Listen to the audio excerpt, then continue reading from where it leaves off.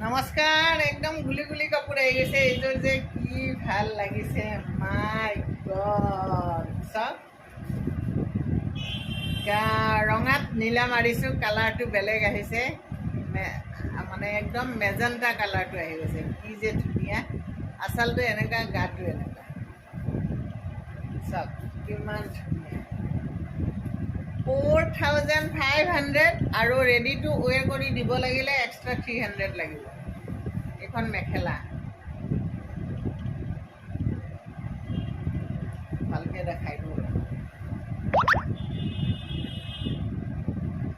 এইখন মেখেলা ইয়াৰ পৰা পূৰা দেখিছে, আৰু ছাইড পাৰি আৰু ব্লাউজ পিজত এই তিনিটা পাৰ্বতী থাকিব, আৰু ছাইডত এইকেইটা পাৰ্বতী।